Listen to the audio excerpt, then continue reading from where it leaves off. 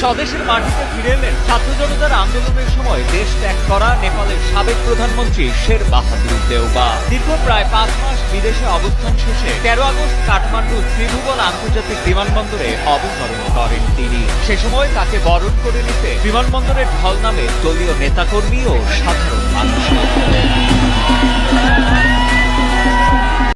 আসসালামু আলাইকুম। ভিডিওটা তো দেখলেন, নেপালের সেই সাবেক প্রধানমন্ত্রী ছাত্র আন্দোলনের তোপের মুখে পড়া যেই অপমান অপদস্থ হইয়া দেশ ছাড়তে বাধ্য হয়েছিলেন, আজকে সেই নেপালবাসী, সেই নেপালের মানুষ সেই ফ্যাসিস্ট সরকারকে আবার প্রত্যাবর্তন করাইল।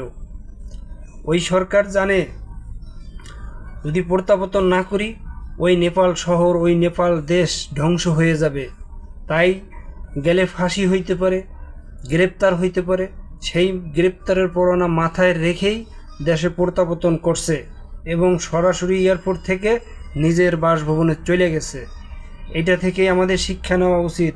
পুরান চাল ভাতে বলে, কারণ যারা দীর্ঘদিন যাবৎ দেশনায়ক থাকে, দেশটাকে পরিচালনা করে, তারা অবশ্যই দেশের জন্য ভালো কিছু করে, তারা অবশ্যই দেশের ভালো চায়। যারা দেশের ভালো চায় তারা দেশ থেকে দূরে বেশি দিন থাকতে পারে না। এরকম প্রত্যাবর্তন আমাদের দেশে হবে ইনশাআল্লাহ। সবাই ভালো থাকবেন এবং প্রচুর পরিমাণে ভিডিওটি শেয়ার করবেন। এই নেপালের ভিডিওটা দেখে আমাদের দেশের অনেক মানুষেরই একটি অনুপ্রেরণা, সাহস, অনেক কিছুই শক্তি গুছাইবে, এটা আমি জানি। তাই ভিডিওটি সর্বোচ্চ শেয়ার করবেন। ভালো থাকবেন, সুস্থ থাকবেন। আসসালামু আলাইকুম।